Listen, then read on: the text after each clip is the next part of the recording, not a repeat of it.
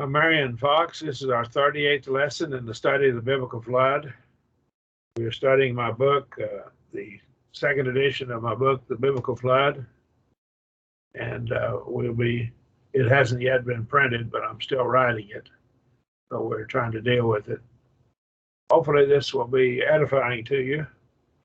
We want to look at reasons for the flood. We're in chapter 11 now of the book. One of the reasons that God sent the flood was it was necessary to bring about a reduction in the length of the life of mankind.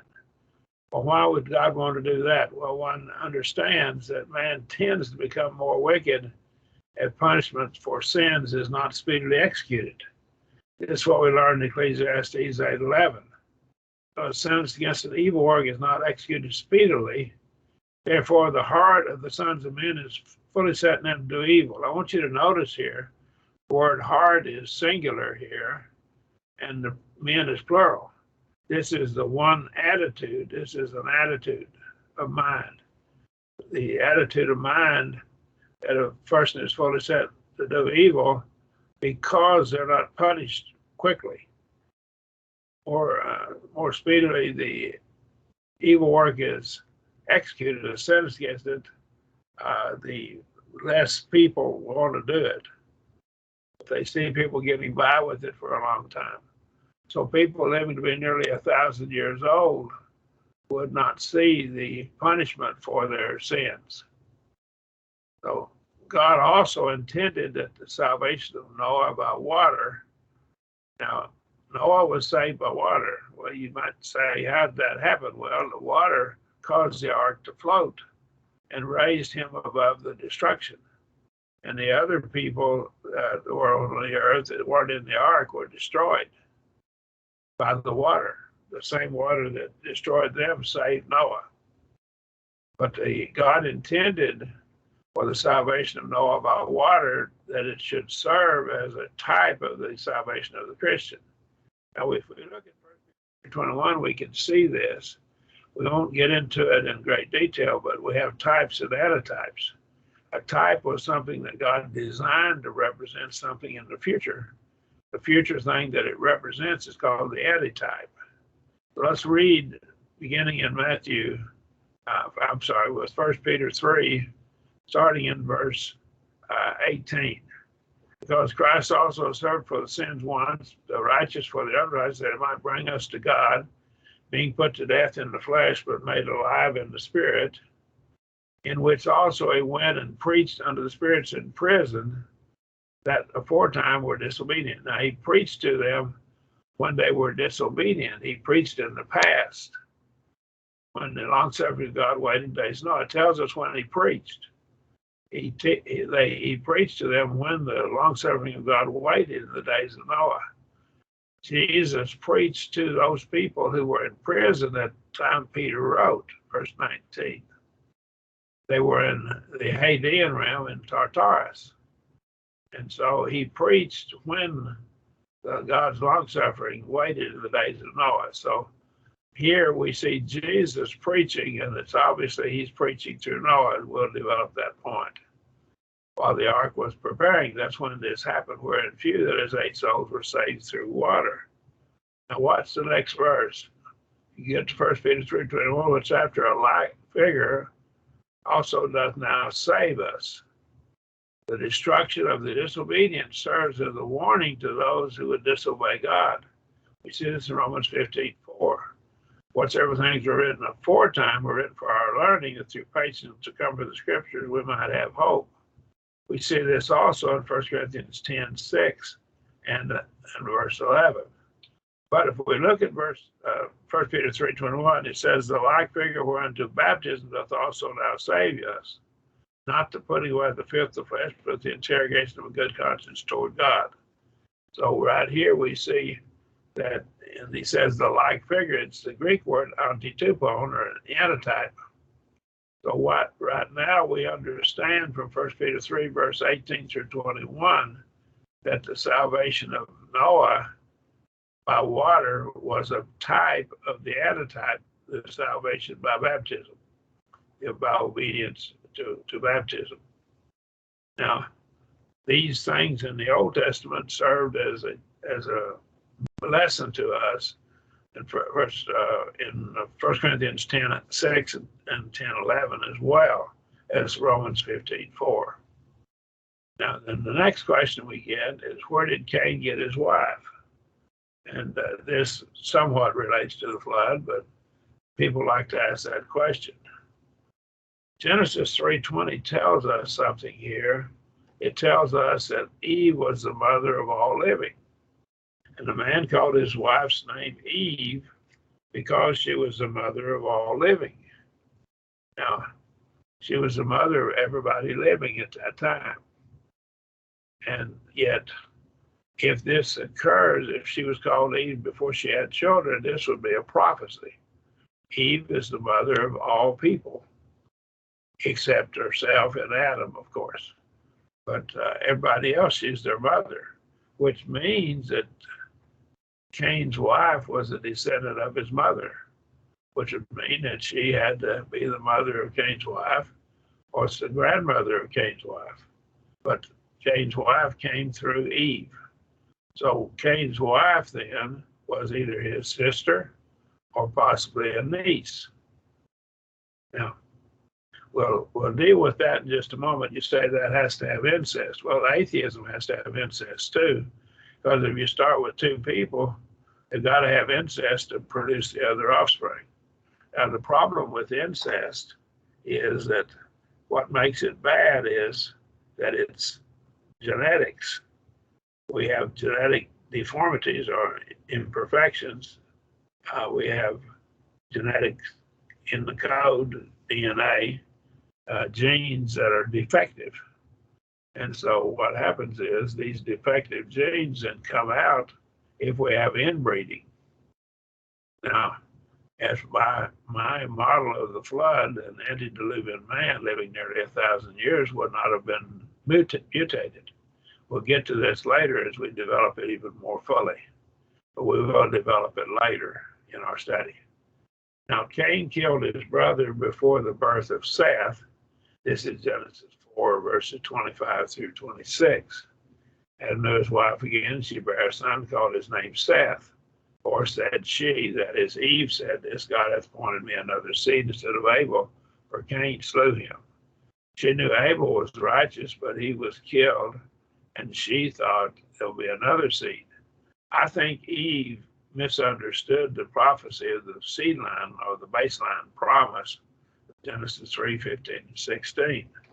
I think Eve thought that this son, one of her sons, would actually be the one that redeemed her.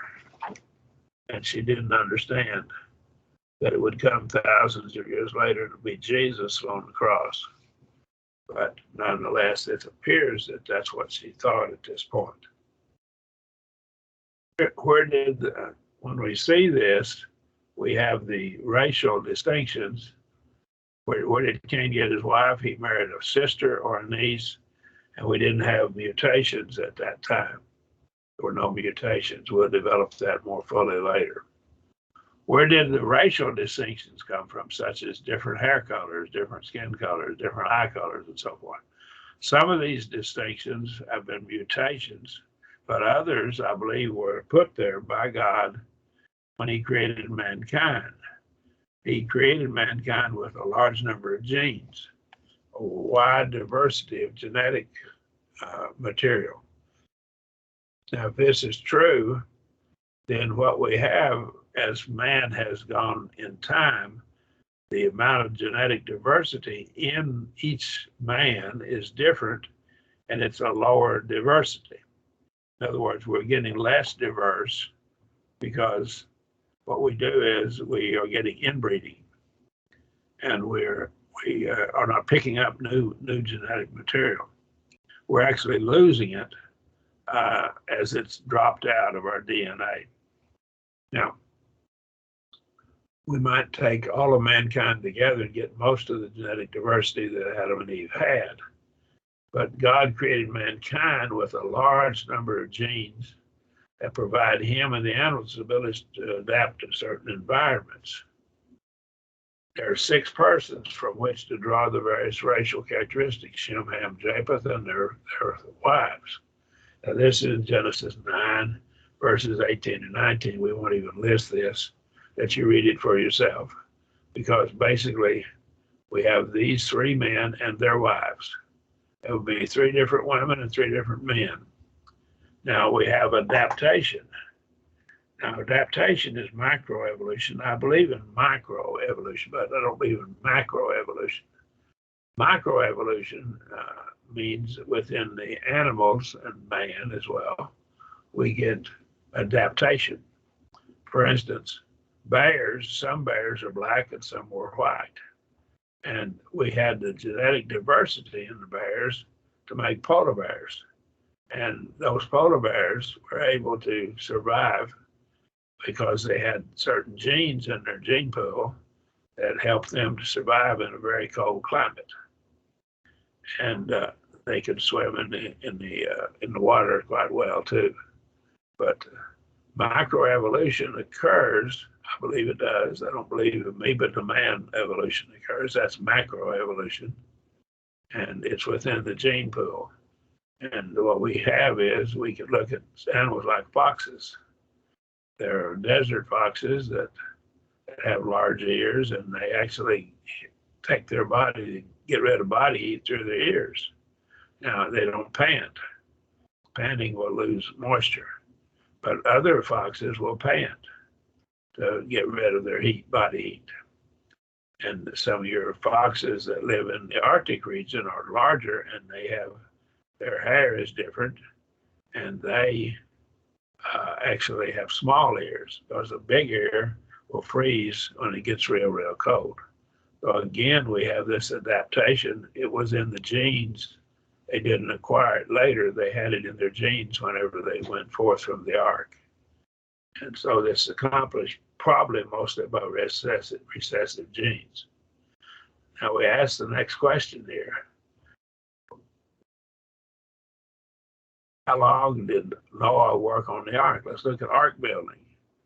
Noah worked on the ark probably about 100 years, from Genesis 5:32 to 7:6.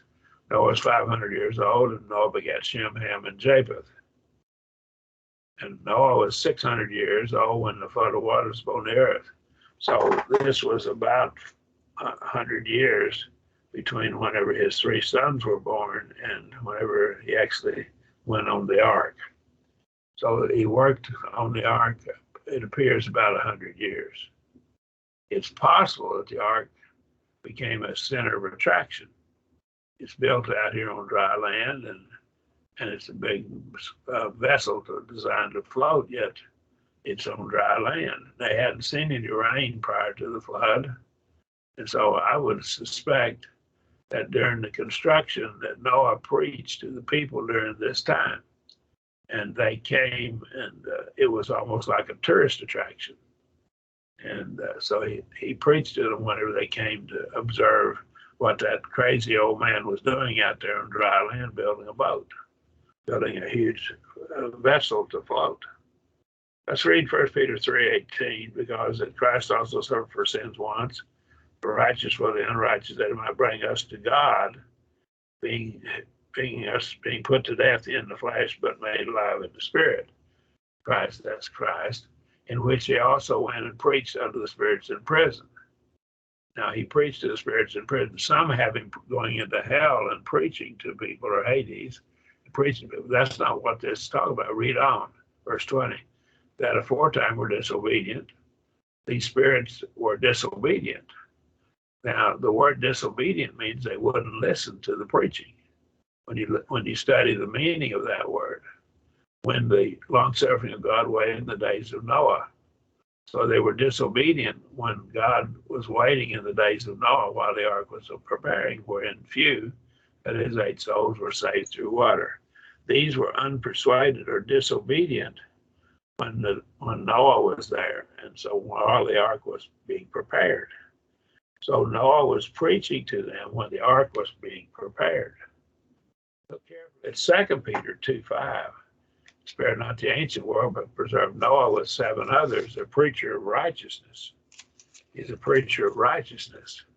So Noah was a preacher. He preached. But he preached to them when the ark was being prepared. So if we go back to it, let's go back to verse 20. At a foretime of disobedience, when the long-suffering God waited in the days of Noah while the ark was preparing. So he was preaching to them. He preached to them.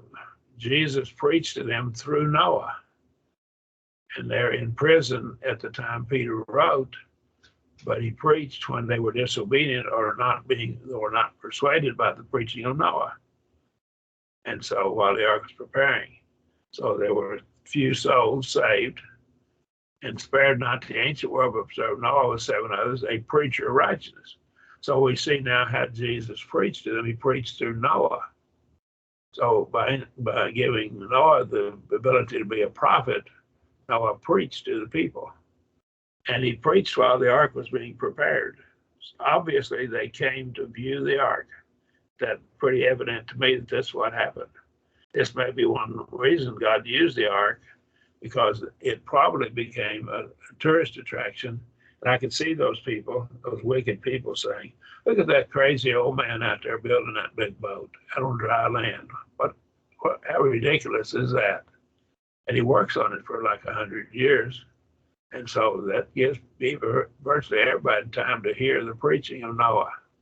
But it had no effect on them because they're wicked. They wouldn't listen. They wouldn't be persuaded by the preaching of this great man when he brought a flood upon the world of the ungodly. So he was a preacher of righteousness. And Noah was preaching to the people when he was preparing the ark. Jesus preached through Noah while the ark was being prepared by inspiring Noah to preach. So it's plain and simple. That's exactly what this passage means. While Noah prepared the ark, he preached to those who were in prison in Hades or Tartarus at the time Peter wrote. Jesus did not go to Hades to preach to them, but they were in Hades when Peter wrote, and Jesus preached through Noah while the ark was being prepared. That's pretty plain from the text. Now let's look back more about antediluvian men. Antediluvian men, people who lived before the flood, say, were they vegetarians? We have many that claim they were vegetarians. Some have theorized that man and all the animals were vegetation prior to the fall of Adam and Eve, and after the fall they began to eat meat. But some claim that they were vegetarians up until the time of the flood. We're going to examine this carefully and see what the text of the Bible actually does say. And we'll find it's very illuminating what it does and does not say. This idea is derived from a possible misunderstanding of Genesis 1, 29 and 30. Let's look at these two verses. And God said, behold, I have given to you every herb yielding seed which is upon the face of the earth, and every tree in which is the fruit of the tree yielding seed, to you it shall be for food. So all of these things shall be food for you. And to every beast of the earth, and to every bird of the heavens, and to everything that creepeth on the earth, wherein there is life. I've given every green herb for food, and it was so. So the conclusion is drawn here, which I believe is an unsound conclusion. It's not supported by the logical argumentation. We'll show it in our last slide on this section. We'll show that. But they commit a logical fallacy here. In Genesis 3, 17 and 18, this passage merely teaches, that we read just now, merely teaches that man would have problems growing his food. God granted permission for man to eat all kinds of flesh in Genesis 9, verse 3. Now, and back to Genesis 3:17, and unto Adam he said, because thou hast hearkened unto the voice of thy wife, and hast eaten of the tree of which I commanded thee, saying, thou shalt not eat of it. Cursed is the ground for thy sake. In toil shalt thou eat of it all the days of thy life. Thorns also and thistles shall it bring forth to thee, and thou shalt eat the herb of the field.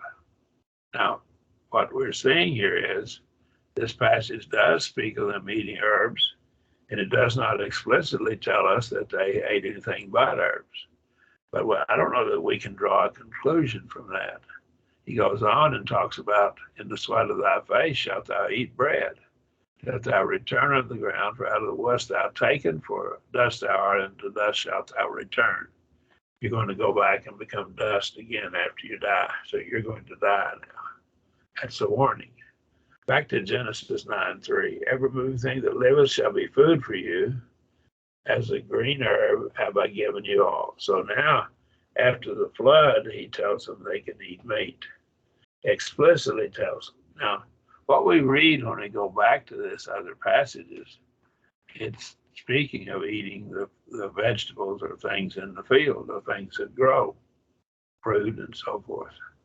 It does not explicitly say that they could not eat other things such as meat. Prior to the flood, let's show this, certain animals were clean and others were unclean. Now, what does that mean? Genesis 7:2 says, of every, speaking to Noah, before the flood, of every clean beast shalt thou take to thee 7 and 7. Some interpret this to mean 7 animals, 7 males and 7 females. Some interpret this to mean 7 animals, and that could be 4 males and 3 females. And we'll see why they would interpret it as having 4 males. But the male and his female, and the beasts that are not clean too, and the male and his female. So right here we see unclean animals. There were a pair of them, male and female. But the clean animals were 7 and 7. I take this to mean 7 pairs of the animals. 7 pairs of the animals, 7 and 7. And, all right, so that's what I interpret it to mean. But some interpret this to mean 7 of the clean animals, and they interpret it probably 4 males and 3 females. I think they're wrong. I think it's 7 pairs of the clean animals. Of clean and beasts, Genesis 7:8, and of the beasts which are not clean, and of birds, and of everything that creeps on the ground. Now, what does it mean to be a clean animal? The cleanness of an animal always related to eating the animal, unless this is the lone exception. I can't find any passage that implies anything else. An unclean animal, they were forbidden to eat. Clean animals, they're allowed to eat it. So the fact that these animals were clean and unclean prior to the flood implies that they were eating something besides just the vegetables and fruit. So things that grew of themselves. One additional fact suggests that man was probably not a vegetarian. Abel was a keeper of the flocks, Genesis 4:4. This is a strong implication that they used the flock for more than the wool. And Abel, Genesis 4:4, he also brought of the firstlings of his flock and of the fat thereof, and Job had respect unto Abel and to his offerings. So right here we see that God had respect for Abel because he offered the fat of the animal. He offered the bloody sacrifice that had blood, whereas Cain was offering of the fruit of the ground. It would hardly be called a sacrifice to offer to God in something which we could not use. Now, think of this a moment. If I give something to God that I can't use, really I haven't sacrificed anything for God. And I think it's hardly called a sacrifice. Noah did not sacrifice unclean meat to God. In Genesis 8:20, after the ark came to rest and Noah exited the ark, Noah built an altar unto Jehovah, unto the Lord, and took of every clean beast and every clean bird and offered burnt offerings on the altar. So he took out of every group. These were clean beasts. He offered clean animals, not unclean animals. Now, the only background for calling an animal clean had to do with whether you ate it or not, that I can find, unless this is a lone exception. David, whenever he was going to offer sacrifice, he scorned the idea of sacrificing that which had cost him nothing. 2 Samuel 24:24. And the king said unto Araunah, offering to give him the field or the threshing floor for a sacrifice. He offered to give it to him. But the king said to Araunah, nay, no, but I will verily buy it to thee at a price. He will offer burnt offerings unto Jehovah my God, which cost me nothing. I won't offer an offering that cost me nothing. So David bought the thrashing for an oxen for 50 shekels of silver. David bought it. And then what we see here is he's not going to offer anything that cost him nothing. Well, if Abel could not eat the meat of the flocks, giving the meat as a sacrifice wouldn't cost him anything because he couldn't eat it anyhow. That doesn't make sense. But if he was able to eat that meat, then it's a sacrifice. Give up something that he ate. What is the argument of the vegetarians, that is those who claim that the antediluvian men were vegetarians? Here's their argument. It's in logical form. First premise, if the Bible explicitly states that antediluvian men ate meat, then antediluvian men ate meat. Now that's a true statement. If the Bible explicitly states it, then it's true. But claim is made where the Bible does not explicitly state that antediluvian men ate meat. As far as I know, there's no explicit statement that they ate meat. And so what we get is both of these premises are true. But the problem is the way they're linked together, they don't prove the conclusion. Antediluvian men do not eat meat. Why? Because it contains a logical fallacy called denying the antecedent. And it's fallacious reasoning. Just because we haven't had a passage that explicitly tells us something doesn't mean it's not true. It still could be true. Let me illustrate this. Somebody murdered President of the United States in 1963. That would be President John Fitzgerald Kennedy. He was murdered. Now, I don't know for sure who murdered him. I know who was accused of murdering him, but I didn't see enough evidence to convince me that he was guilty. I'm not seeing enough evidence to convince me he was innocent either. But I'm not saying that he's not guilty. I just haven't seen sufficient evidence. So if I have seen sufficient evidence to prove he's guilty, then he's guilty. That would be true. I haven't seen sufficient evidence to prove that he's guilty. Conclusion, he's not guilty. Well, that doesn't prove it. That doesn't prove it. Now, we need to get good, solid evidence one way or the other. The Bible does not explicitly state that antediluvian men ate meat. Well, this is a fallacy of denying the antecedent. Your antecedent on this is the Bible, right here. We go back to it. Here, I'll drag my mouse over. The Bible explicitly states that antediluvian men ate meat. If you deny that, that doesn't necessarily negate the conclusion, which is antediluvian men ate meat. And so that's bad reasoning, bad logic. It's fallacious reasoning. Denying the antecedent, it's a logical fallacy.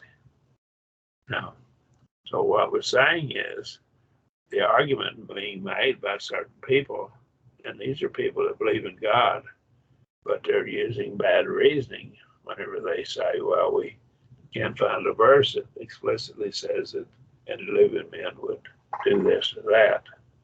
Well, we don't have to have a verse, but it explicitly says it to know it's true.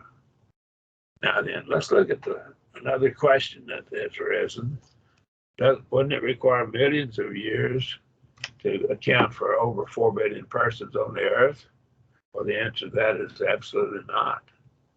Here's the reason why. The present population growth of the earth right now, in our time, is approximately follows the math formula.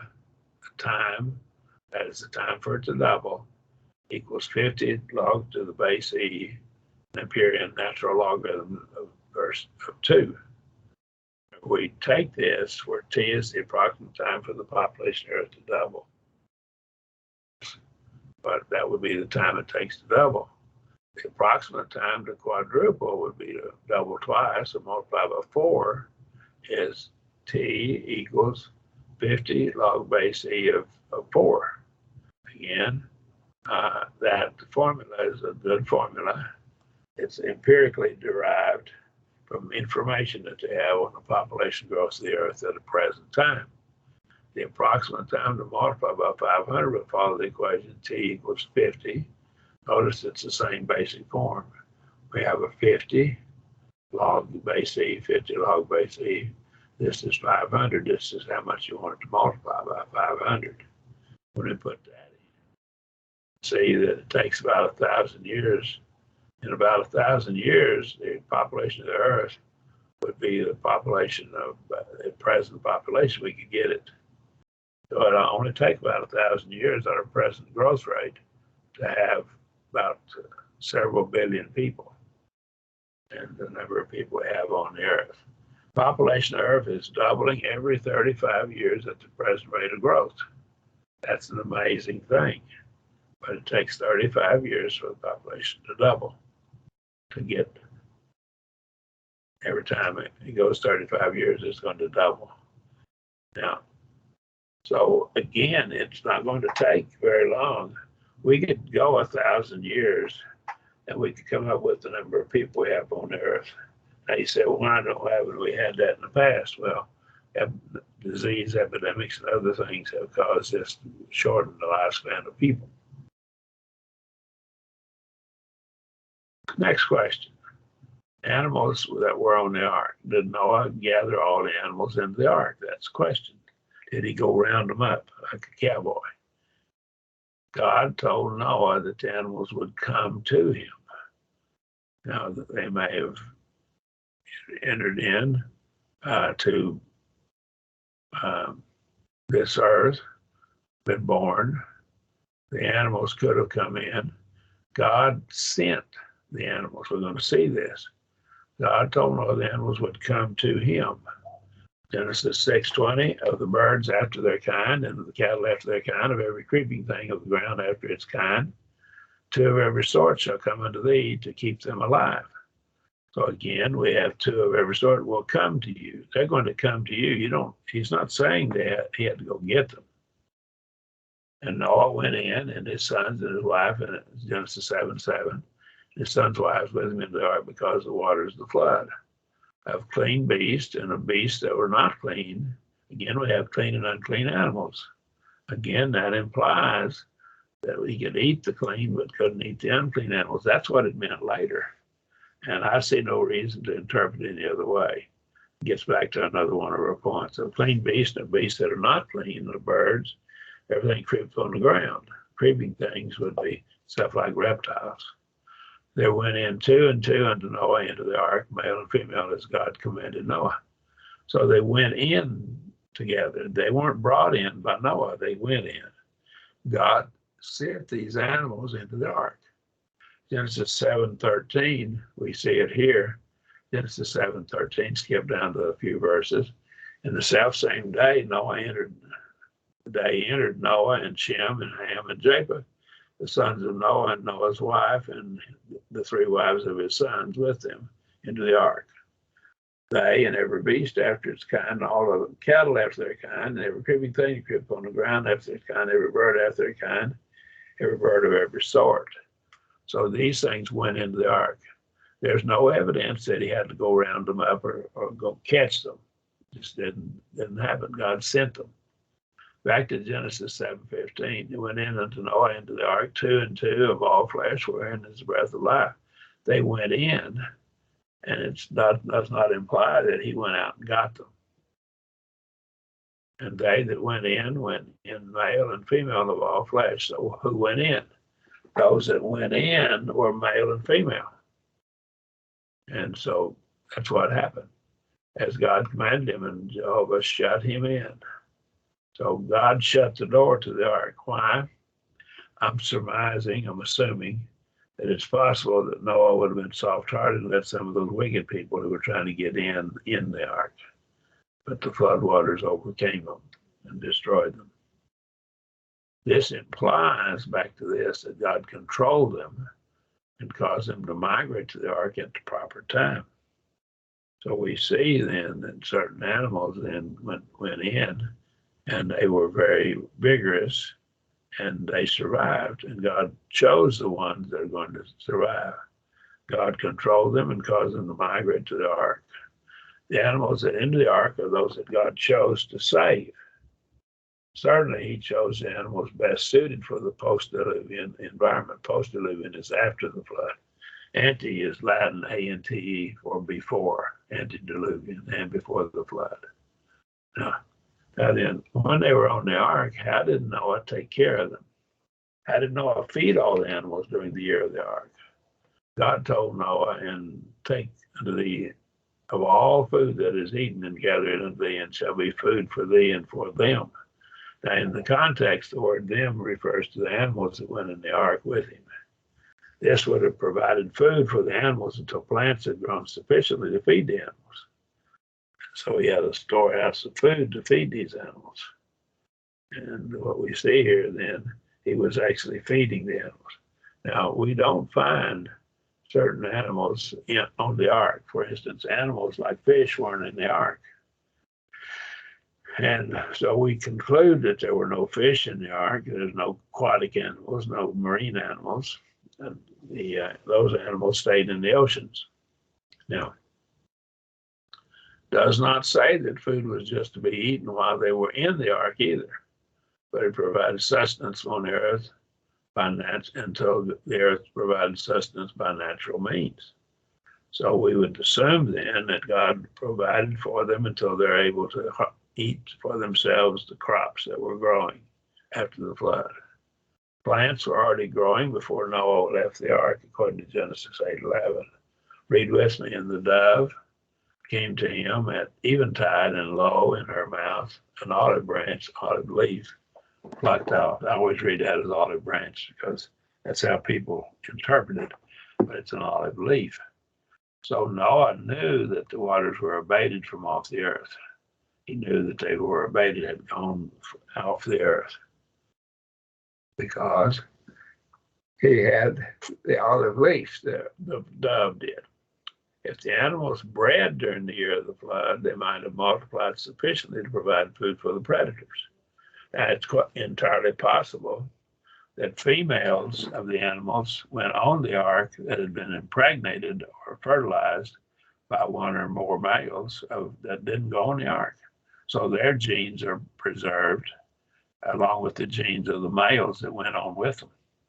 You can get a wider variety of genetic material to be used and to be found in the post-diluvian animals. Carrion-eating animals would have large amounts of carrion to eat that was left by the floodwaters, dead animals that were lying out on the ground.